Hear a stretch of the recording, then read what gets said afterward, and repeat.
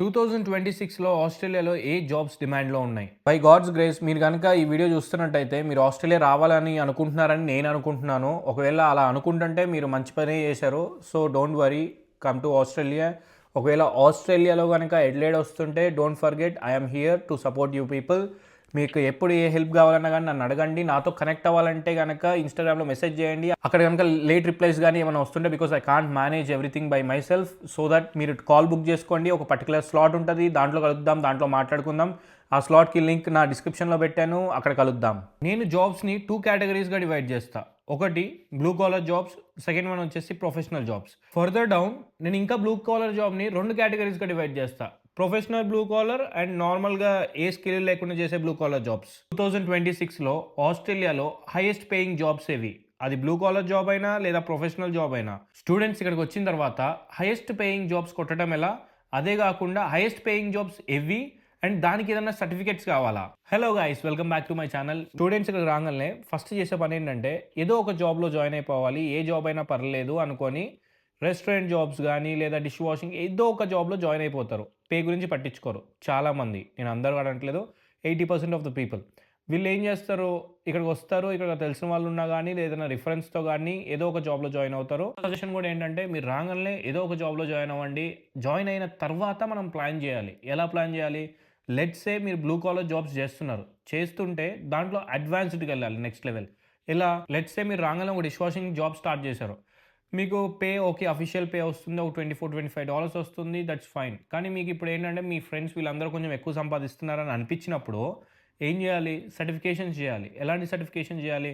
మీరు blue collar job చేయడానికే ready అయి ఉన్నారు. బికాస్ స్టూడెంట్స్‌గా మాక్సిమం 99% బ్లూ కాలర్ జాబ్సే వస్తాయి. బ్లూ కాలర్ జాబ్స్ అంటే మీకు తెలుసు కదా, డిష్ వాషింగ్ గానీ, క్లీనింగ్ గానీ, రెస్టారెంట్‌లో సర్వ్ చేయడం గానీ, రెస్టారెంట్ కిచెన్ హ్యాండ్‌గా వర్క్ చేయడం గానీ, వీటన్నిటిని బ్లూ కాలర్ జాబ్సే అంటారనమాట. స్టూడెంట్‌గా ఉన్నప్పుడు మీరు హైయెస్ట్ పే తీసుకోవాలనుకుంటే ఈ జాబ్స్ టాప్ ప్రిఫరెన్స్ జాబ్స్‌గా పెట్టుకోండి. ఒకటొచ్చేసేమో డెలివరీ జాబ్స్. డెలివరీ జాబ్స్ అంటే ఊబర్ డెలివరీ అలా కాదు. అమెజాన్ డెలివరీ జాబ్స్ గానీ, ఇలాంటి జాబ్స్ ఎక్కువ ఫోకస్ చేసుకోండి. ఇంకొకటేంటంటే ఏజ్డ్ కేర్. ఏజ్డ్ కేర్ గానీ, డిజేబిలిటీ సెంటర్‌లో గానీ వర్క్ చేస్తే మీకు పే వచ్చేసి $35+ ఉంటది. మినిమమ్ పేయే అక్కడ $35 ఉంటది. సాటర్‌డే అండ్ సండే వర్క్ చేస్తే $60+ కూడా వచ్చే ఛాన్స్ ఉంటదనమాట. Depends on organisation. అరేరా బాబు, దీనికి ఏమన్నా చేయాలా? డైరెక్ట్ రాంగానే ఏజ్డ్ కేర్ జాబ్ ఇచ్చేస్తారా అంటే మీరు ఏదో ఒక సర్టిఫికేషన్ చేయాలి. ఆ సర్టిఫికేట్ ఏంటంటే డిజేబిలిటీ సర్టిఫికేట్ చేయాలి. ఏజ్డ్ కేర్ సర్టిఫికేషన్ ఉంటదనమాట. డిజేబిలిటీ ఆర్ ఏజ్డ్ కేర్ 2 ఒక దాంట్లో కవర్ అయ్యే సర్టిఫికేషన్ ఉంటది. ఆ సర్టిఫికేషన్ చేస్తే అరౌండ్ $1,500 ఎంతో ఖర్చు అవుతదనమాట. చేసిన తర్వాత మీరు జాబ్స్‌కి అప్లై చేయొచ్చు. దాంట్లో ఒక 120 అవర్స్ మాత్రం ఫ్రీగా వర్క్ చేయాలి. మీరు నేర్చుకోవాలి. ట్రైనింగ్ అనమాట అది. అది మొత్తం ఇండస్ట్రీ అంతే వర్క్ అవుతది. 120 అవర్స్ ఫ్రీ ప్లేస్‌మెంట్ చేయాలి. చేసిన తర్వాత మీకేమవుతదంటే జాబ్ ఎక్కడో ఒక చోట పోస్ట్ అయిద్ది. ఒకవేళ గనుక మీరు ఇంటర్వ్యూ క్రాక్ చేస్తే మాత్రమే. స్టూడెంట్‌గా వచ్చినప్పుడు మీకు గనక హైయెస్ట్ పేయింగ్ జాబ్ కావాలంటే నా personal suggestion go for aged care or disability.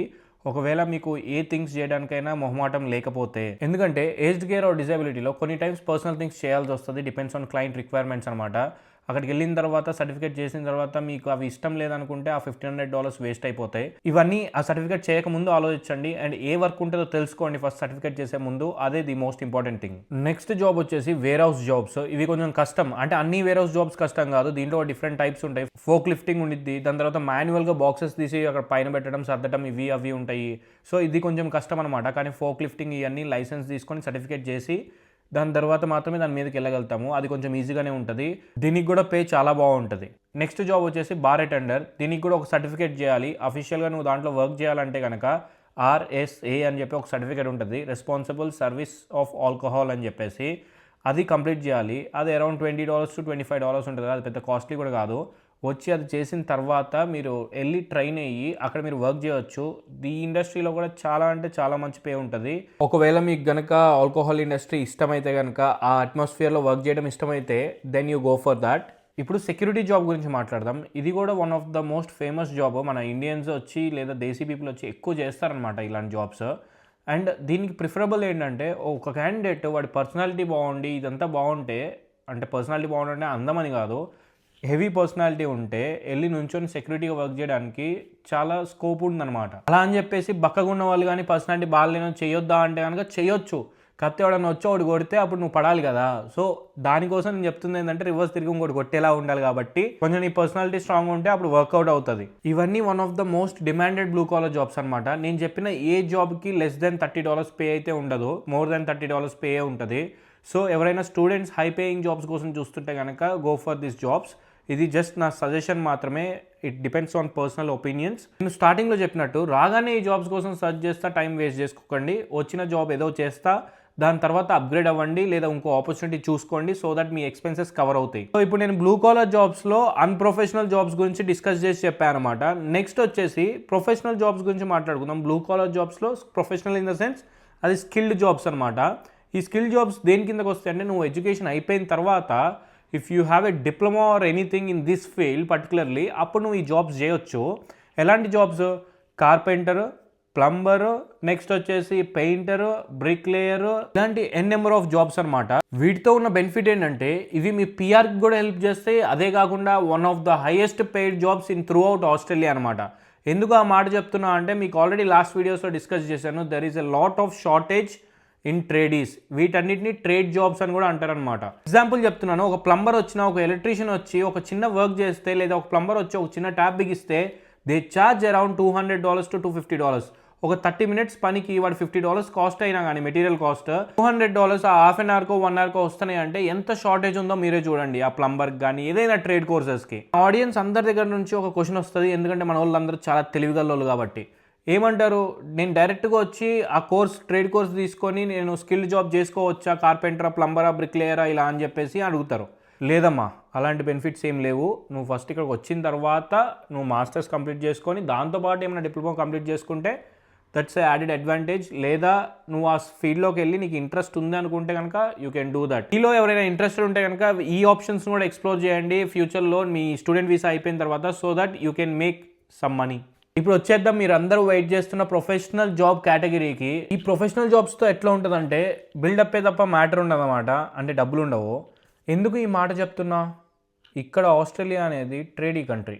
నేను బొచ్చడి సాల్వ్ చెప్పా. అలానే ఐటీ జాబ్స్ ఉండవా అంటే ఉంటాయి, కానీ ఉన్న కాంపిటీషన్లో అది మనకి రావాలంటే కనుక you should keep on trying, అస్సలు గివ్ అప్ ఇవ్వకూడదు. ఏ ప్రొఫెషనల్ జాబ్ అయినా కానీ స్టార్టింగ్ ఒక ఫ్రెషర్ వచ్చి ఆస్ట్రేలియాలో వర్క్ చేయడం స్టార్ట్ చేస్తే వాడికి వచ్చే పే వచ్చేసి $70,000 to $80,000 per annum ఉంటుంది ప్యాకేజ్.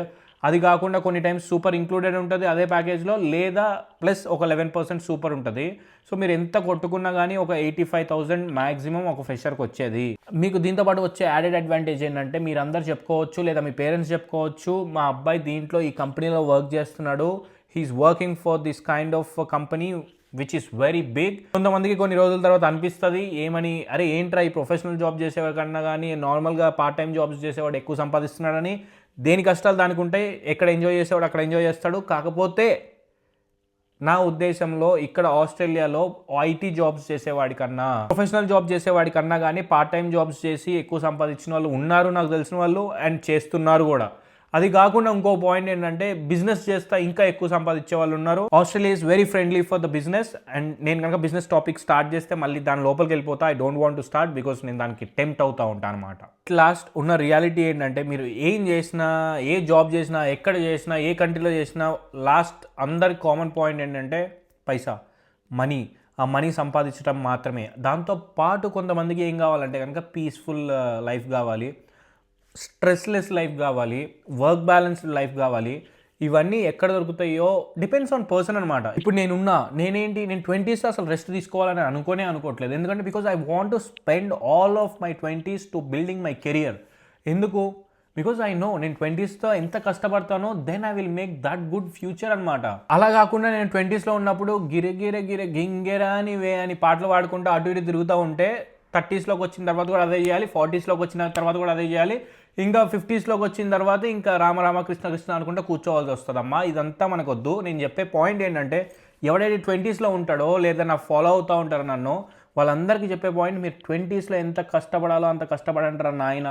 దాని తర్వాత ఏమైద్ది, you can go wherever you want, whatever you want to do, నువ్వు ఏమైనా చేసుకో. అలా అని 20sలో ఎంజాయ్ చేయొద్దా, మళ్ళీ నాకు ఆ ఏజ్ రిటర్న్ రాదు అనుకుంటే కనుక ఎంజాయ్ చేయండి. నేను కూడా ఎంజాయ్ చేస్తున్నా, నేను పిచ్చగా ఎంజాయ్ చేస్తున్నా. But I'm also building career side by side. కాకపోతే సీరియస్గా బిల్డ్ చేయండి. దానికి టైం స్పెండ్ చేయాలి కదా, ఆ టైం మాత్రం దానికి పర్టికులర్గా స్పెండ్ చేయండి. లైట్ తీసుకోకండి. లైట్ తీసుకుంటే కనుక నేను ఈ పాయింట్ పర్టికులర్గా ఎందుకు చెప్తున్నా అంటే చాలామంది ఇప్పుడు రియలైజ్ అయ్యి నాకు ఎన్ని మెసేజెస్ వస్తాయి తెలుసా ఇన్స్టాగ్రామ్లో, నేను 10th ఫెయిల్ అయ్యాను, నేను ఇంటర్ ఫెయిల్ అయ్యాను, నేను ఇది చేశాను అది చేశాను, నేను ఒక ఊబర్ డ్రైవర్, నేను ఒక ఆటో డ్రైవర్, నేను ఇక్కడికి వద్దాం అనుకుంటున్నా ఆస్ట్రేలియా, నాకు వీసా కావాలి, అది కావాలి, ఇది కావాలి. వీళ్ళందరికంటే మనందరం బెస్ట్ పొజిషన్లో ఉన్నాం. మనం అందరిది బెస్ట్ జనరేషన్. మన పేరెంట్స్ అందరూ మనం చదివించి we have some qualifications, we can go out of the country, అంత స్కోప్ ఇచ్చారు. So you can do miracles అనమాట. నువ్వు ఏమైనా చేయగలుగుతావు. జస్ట్ నీకు కావాల్సింది ఏంటంటే సంకల్ప బలం, అదొక్కటి మాత్రం గుర్తుపెట్టుకో and you can do miracles. ఈ వీడియోకి ఇంతే, నెక్స్ట్ వీడియో మళ్ళీ కలుద్దాం. మీకు కనుక నా కంటెంట్ నచ్చితే వెళ్ళి అలా లైక్ సింబల్ కొట్టేసేయండి, నాకు మోటివేషన్గా ఉంటుంది, నెక్స్ట్ వీడియోలు చేయడానికి హెల్ప్ అవుతుంది.